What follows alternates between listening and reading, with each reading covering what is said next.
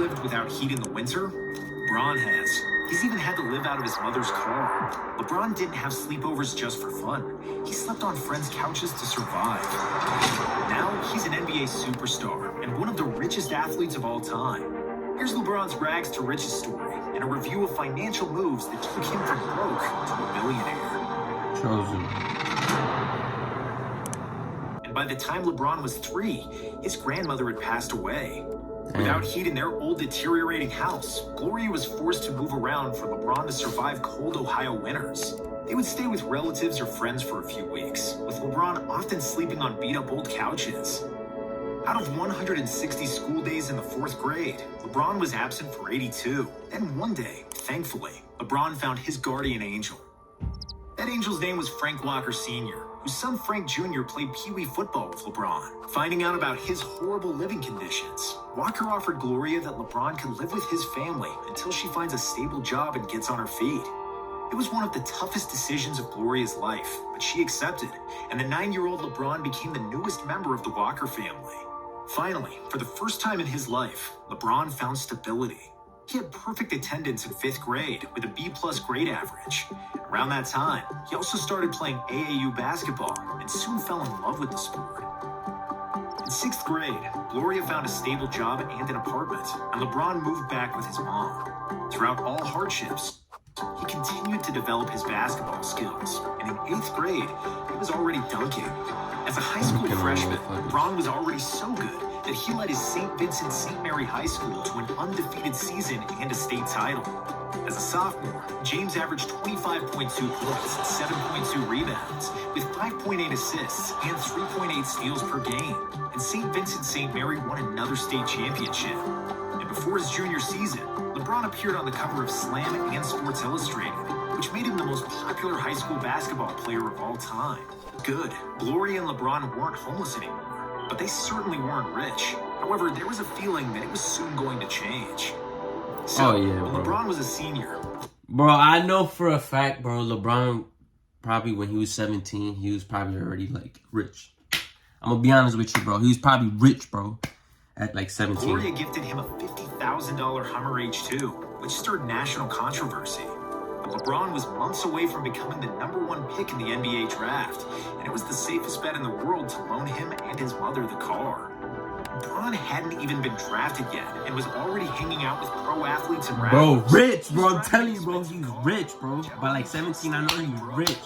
Which makes this next bro, the financial GOAT, bro, I move swear, bro. bonkers and shows how crazy intelligent he is. Vincent St. Mary. Reebok offered him $10 million. All he had to do was choose to sign with them, not accept any meetings with Nike and Adidas. At the time, LeBron was an 18-year-old kid who had been homeless half his life, and he was now holding a $10 million check. Would you have cashed in on the 10 million, or would you have done what LeBron did and waited to hear out the other options? 99.9% of people in the... Cause bro, would jump at that kind of money. LeBron turned it down. He realized that other shoe executives would also be desperate for him to wear their brand's logos, so he waited for a better offer. On the very next day, he was sitting in a high school classroom, broke as ever, knowing that if he got injured in practice, he might never see this kind of money again. But he bet on himself, and this proved to be the first out of many smart financial decisions to come. After months of pitches, whining and dining, Reebok eventually offered James $115 million to sign with them. However, in late May of 2003, LeBron decided to sign with Nike, autographing a 7-year, $87 million contract. James chose the swoosh brand because he believed it would be a better long-term fit, despite Reebok offering $28 million more. If he had accepted the initial $10 million offer, Reebok would have probably signed him for a much lower price. But because he rejected them, shoe companies were forced to bid against themselves and up the ante. And ultimately, James signed the biggest shoe deal in history for a rookie. In fact, LeBron wasn't even a rookie when he signed the shoe deal. He wasn't even drafted yet. This is what I'm saying, bro. The 2003 NBA draft happened 1 month later. LeBron, as expected, selected #1 overall by the Cleveland Cavaliers. His first NBA contract was for $18 million over 4 years, which means that LeBron signed 2 deals worth worth more than $100 million before he even played 1 minute of NBA basketball. Of course, King James proved that the hype was real and that investing money in LeBron was a smart call. In 2004, he became Rookie of the Year, and in 2005, he was already an All-Star and named to the All-NBA second team. With that kind of success riding the initial hype train, the LeBron mania amongst advertisers could only grow bigger. James became a brand ambassador for Coca-Cola, State Farm, Samsung, McDonald's, and many others. In 2006, the Cavs offered him a maximum rookie extension, and James signed for additional 4 years and $60 million. He could have chosen a 5-year contract, but he smartly opted for more flexibility or a few extra dollars, a move he often repeated in business, firmly believing in his worth. Come 2010, after his deal was up, LeBron became a free agent. He chose to announce his free agency decision on national TV. 13 million people were watching, and LeBron uttered the infamous words, in this fall, I'm going to take my talents to South Beach. And, bro, I was hyped when he said this, bro. The decision was tacky, and it brought him hate from the entire NBA world. It did raise over $7 million, I was hyped when that nigga said which this. LeBron donated to the Boys and Girls Club and various other charities. James's contract with Miami was worth $110 million over 6 years, with the early termination clause after year 4. And interestingly, LeBron, Wade, and Bosh all gave up more than $10 million each, signing for less than the maximum, so they could work all 3 of their deals into the salary cap. In 2011, LeBron was the most hated man in basketball, and the majority of the world was happy when he lost the finals to Dirk and the Mavericks. I remember that shit, bro. They used to do LeBron fouls, bro. I'm like, damn, that's crazy. He got rid of the Celtics. His decision became worth it, and Miami defeated the Thunder for his first NBA title. Next year, the Heat repeated as champions, but after they lost in 2014, LeBron was on the move again, rejecting Miami and heading home to Cleveland. Apart from making a full circle and promising to bring the title to his hometown, it was interesting how James structured his contract. Instead of signing a 4-year deal, man is he the opted GOAT, for bro. a 1-year The contract man is with the a player GOAT. option. It was the first time ever a player chose that kind of short-term contract, but it proved to be a really smart move. Y'all peep when LeBron did this? First, it kept the pressure on the Cavaliers to keep improving the team, knowing that James could leave each summer.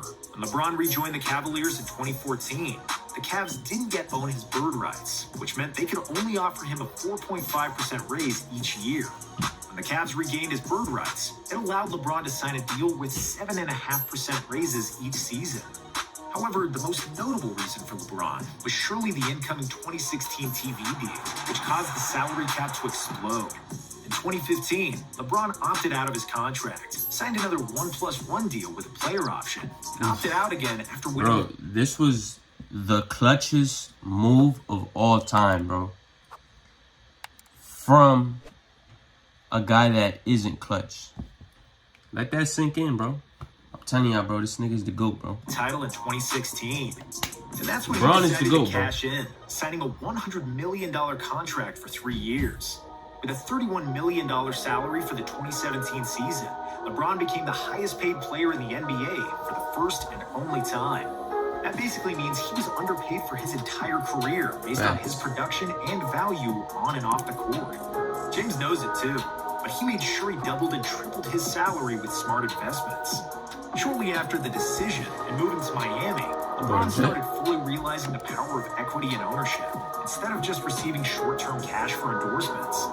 In 2011, he bought 2% of ownership in Liverpool Football Club for $6.5 million. The club's value skyrocketed in recent years, from $480 million in 2010 to more than $4.5 billion today. Fenway Sports Group, which acquired the English club in 2010, agreed to trade LeBron's 2% ownership of Liverpool into 1% ownership of the entire company. Apart from Liverpool, the Fenway Group also owns the Boston Red Sox, Pittsburgh Penguins, Fenway Park, and 80% of the New England Sports Network. When LeBron played for Team USA at the 2012 Olympics, he gifted the entire team Beats by Dre headphones, and the whole team of the most popular athletes at the Olympics wore them before and after the games. It was marketing at its finest, but LeBron didn't get any cash for endorsing Beats. Instead, y'all want to know the crazy part, bro, about this shit too? LeBron's still playing like he this young, bro. Ownership of the company. When Beats sold That's the reality of life. $1 billion, He's still playing like he in Miami, bro. LeBron's cut was worth nearly $700 million. That is exaggerated. James probably earned around $30 million when that sold, plus some Apple stocks that tripled their worth today. 2015, James walked away from an endorsement agreement with McDonald's worth an estimated $15 million and instead became an investor in the fast-growing Blaze pizza chain. Blaze. He reportedly paid just $1 million for a 10% slice of the pizza company. Unintended. Blaze Pizza has since grown to more than 300 company-owned and franchise stores throughout the U.S. and Canada, and LeBron's share is now worth more than $30 million.